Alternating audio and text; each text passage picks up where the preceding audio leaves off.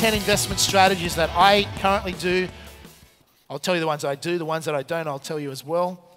For 2012, number one, jot this down. The strategy is called land banking. What's it called? It's a way to buy property without a loan. It's another way to lay-by property. Land banking is what the richest developers in the country have been doing for years. They don't like me sharing their secrets, but I've built a career out of taking strategies that the rich do, articulating them in a way that everyday people can understand and apply, and as a result, they become more common. So, land banking. I'm not going to teach you how that works after lunch, or our first speaker after lunch you don't want to miss. Our first speaker is a gentleman who talked about how he started with $50 and built an internet website and company in Australia and making $1 million a day. He's going to be straight after lunch. After that, you're going to learn about land banking. Probably one of the best strategies that I invest in. That's why I don't invest in Australian housing, because I invest in land. Why? I make more money and I outlay less money. And it's a strategy that the average Australian can now replicate. Number two, what would you like to know number two is? Any guesses? What's the number two investment strategy 2012 right now that you think is number two? Very good. US property. US property, land banking, they're pretty neck and neck. US property is, if it's a race, land banking is out in front, but US property is really starting to catch up. It's coming very popular now. Why? Because I'll talk about it tomorrow. The reports are coming out thick and fast now. The US property market has bottomed. There's been recovery. We know we're in the market. There's been recovery. I'm not saying it's going to be a boom. It doesn't need to be. We'll talk about that tomorrow. But number two, US property. A lot of smart people are going into US property, have been for some time. Is it applicable for you? Tomorrow, after lunch, you will learn about US property for those who want to know how to do it safely and effectively. But if you can get 15, 20% returns secured by real estate and not have to leave your lounge room, it's going to get hard to beat that. Imagine if you can go to a financial planner, give me a managed fund that's secured against real estate, that's paying 15 to 20% cash flow instantly. There'll be queues for a mile, okay? Is it for everyone? Well, they say, can the average person do it? Not unless they're educated or have a service to help them do it. It can be tricky. Otherwise, they'll talk about the mistakes people make tomorrow. Number three. Have a guess, number three. Share renting. Have somebody been reading my blog? Very good. Share renting. I would put, now I'm not saying this is gospel, I'm just saying this is how I would rank them right now. Share renting. So tomorrow before lunch, my friend Nick Halleck will be here. Some of you have heard Nick before. Nick has an amazing story. You want to listen to this guy. I mean, he has an attitude that gets the most out of life. Okay, he's been into space, been trained as a cosmonaut. He's made a lot of money initially in property, actually, but then he got into the stock market. He's going to teach you how to make money by renting shares, okay? These work hand in hand. Number four, take a guess. Probably getting tricky. Jot this one down. I call it selling insurance.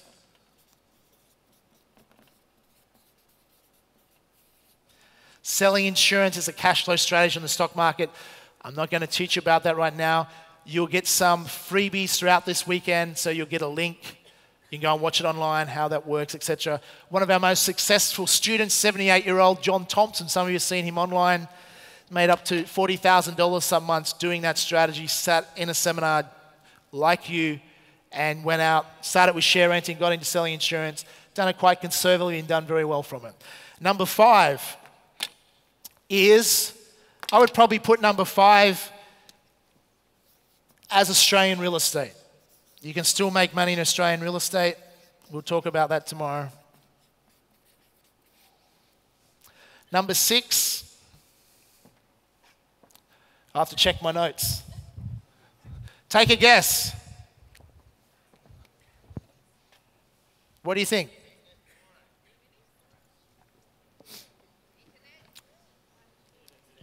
Very, very good. It says right here, internet businesses. Internet businesses is what it is. This weekend, you're going to learn obviously about that. What's great about that, doesn't require a lot of capital, requires time. So let's have a look at those things in a moment. So number 6 is internet businesses. Definitely this trend, the focus this weekend is a lot on social media. Randy Zuckerberg's going to talk about that tomorrow, some of the other speakers as well. So internet businesses. Startups, you can make a lot of money in that. There was no such thing as apps 4 or 5 years ago. How many people, I have friends overseas that sell apps, like they start an app, sell it for $1 million. Young people. Some apps they only sell for $100,000. It's just money out of thin air. Number 7 is business in general. You're going to have some business speakers here this weekend, some outstanding speakers. Business in general, if you do it correctly, you can make money with no money starting as well. So they're good. Then what I would say, number 8, I would list as Forex trading. By the way, I do all these so far. Not all the time, some of the time I don't, but I've done all these or do most of these up until now. I also am a Forex trader. If you're buying US property, it's $1.05 right now, you're hedging our money very well. So it's a great Forex trade. So you can do both in one go. Later today, you'll actually learn about Forex trading. Definitely a lot of possibilities there. Number 9. 9 and 10 you can put together. 9 plus 10, you could say E-minis plus CFDs. CFDs, you don't know what that is, doesn't matter. Now, before we wrap up, I'll just clarify some of these things. Does that help, by the way? Now, that is my order of priority. It doesn't mean it's right or wrong. There is no right or wrong. It's what delivers a result. I'll tell you the biggest mistake people make. And it doesn't matter what you teach them. Some people have a habit of just listening to things they want to hear and ignoring the things they don't want to hear. So, the most successful strategies depend, it's not a few things you want to consider. How much capital, C for capital, will you need for each strategy? That you need to consider that. How much time will it take? You need to consider that. How much skill level will it take? Another thing to consider is what is the success rate? What is the success rate of the strategy? How do most people do at it? Make sense? Those things are all things to consider. As an example, let's say these top 2. Capital required to do land banking these days is not that much. Generally 30, 35,000, use your super funds. So capital is fairly low. It's cheaper than buying a $500,000 house. Time, you're probably not going to be good enough to go and do it yourself or have the capital, so you'll need to use a service. So therefore, if you're using a service, it requires no time. It's done for you. What's the other S stand for? Skill level. Well, if it's done for you, you don't necessarily need skill level, but you should still be educated so you know what you're doing. So you're owning your decisions. Success rate. Well, some of the time, the land banking I've done, I've seen increases of up to 18% per annum on land in markets where houses haven't grown. So success rate can be quite high because you're using very little outlay. US property, capital required, depends on what sort of house you're buying, but you can get finance. But let's say you probably need 25,000 upwards, 50,000 if you want to pay cash for the whole house, or 25 if you want to use finance. So compared to most investments, pretty low. Time. Well, you're probably going to have a service do it for you unless you're going to go and spend the time doing it yourself. So it's done for you, it'll take you no time. You don't have to do anything. Skill level for us will be low. Success rate is very high. Okay? If you're doing it correctly, very high. Making sense? That's why they're in the top 2. If you jump right down here, let's say 9 and 10, or even underneath Forex, from here down is much more speculative strategies. The challenge with this is these are more likely to succeed, are safer, easy to do, and will get you a result. The danger is a lot of people want to jump over all those and go straight for, say, something like E-minis or CFDs. Now, I'm not saying don't do that, but they're speculative investments. They're things you do with money you can afford to lose. They're not things you do with money that you're rolling the dice and hoping to retire and get rich quick. It just doesn't work that way. Does that make sense? So much so that Forex is slightly different to E-minis, because I think Forex, you can do that more longer term strategy. You can be more conservative with it if you want.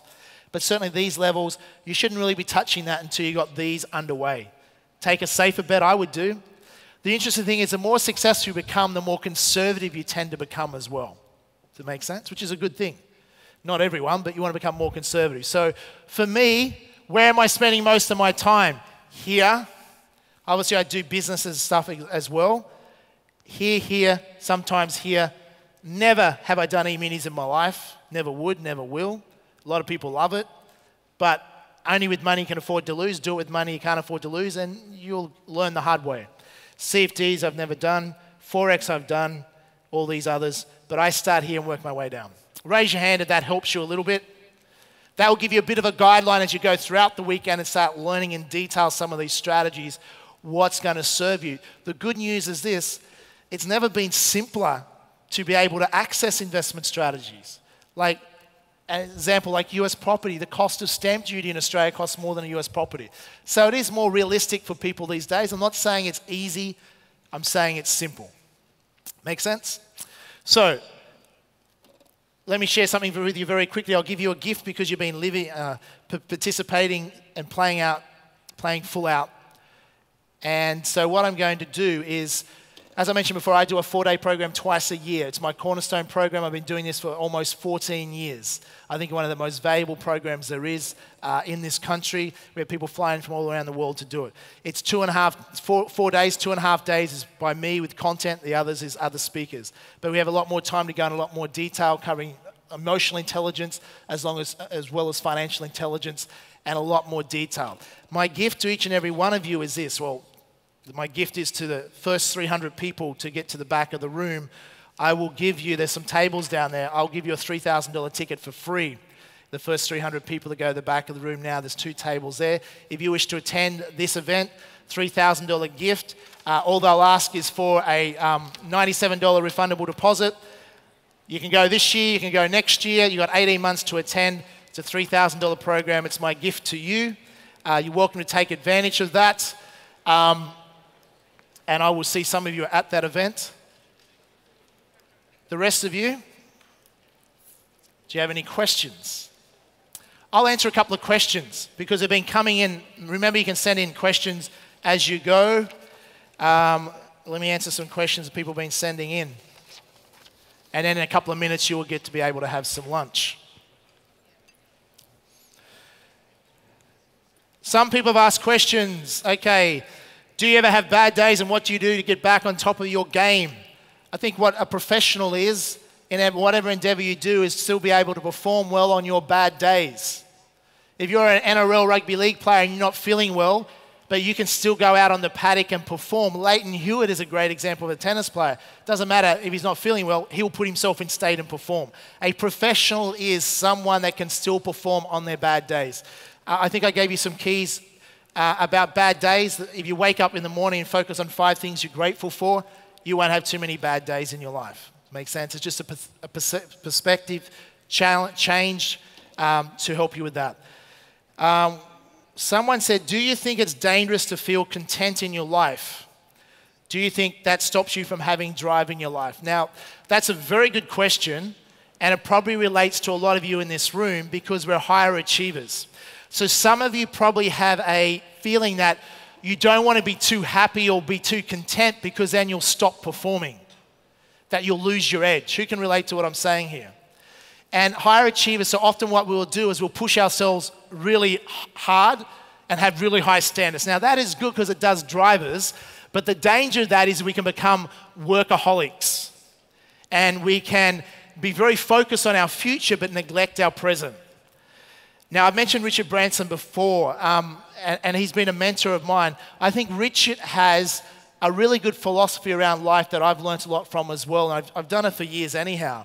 Is that Richard has the ability to some people, party today and enjoy your life. But a lot of people say, well, I'm going to live that way. I'm just going to party hard today and live life because you could be dead tomorrow. Now, if we live that way all the time, the challenge with that is we wake up tomorrow with a hangover, okay? So the key is to be able to enjoy your life now and celebrate your life. I think that's important, but still be driven and focused on your future. Make sense? And I think it is a skill set. A lot of people party too much and neglect their future. Other people are workaholics and work too much and take no time out to celebrate their life. And I have a suspicion that the majority of you in this room would fit into more likely to be workaholics too much than celebrating too much. Am I right in saying that? Who thinks they work perhaps too much? Who would like to party and celebrate life a little bit more? It's to have this balance. I'm telling you, the happier you are in life and the more you celebrate life, the more successful you'll actually be. So the answer to the question, should you be worried about being content? No. You don't want to be comfortable. You can be content and happy, but still have dreams and goals for the future and still driven. For me, I never have to motivate myself to do things. Now, that's come because I've done subconscious training and reprogramming, which those attending the 4-day program, I will take you through that same journey. How to rewire your subconscious brain so you're automatically driven, you discover your purpose. We go into some pretty deep sessions. You discover your purpose, and you'll come, I promise you one thing out of that 4-day, you'll come out of there more motivated, more driven than you've ever been in your life before. Very different to this event. This is more of a larger scale event. We don't have time to go into as much detail, but in that 4-day event, it is intensive. If you come, I will push you. I will challenge you. But I promise you, you'll have a much healthier perspective in life, and you'll not only be happier, but you'll be more successful. You'll be much more content with your life now, and that will lead you to be more successful. That's the key. A lot of people think, when I get the $1 million, or when I get the perfect relationship, or when I get the big house, when I have my business, then I will be happy. Life does not work that way. That's a Western society disease. How about be happy now, celebrate life, be happy for that, and as a result, you have more passion and drive, and you're more likely to get the things that you want. And when you do get the big house, that is not the dependence of you being happy. You're already happy, and now if you have a big house, it just magnifies your happiness. Does it make sense? If you get that great relationship, it just magnifies who you are and your happiness. But you can be happy whether you're single, you can be happy whether you're in a relationship. It's not dependent on external circumstances. Make sense? So we have to learn that ability. It all starts from within, and that's what emotional intelligence is.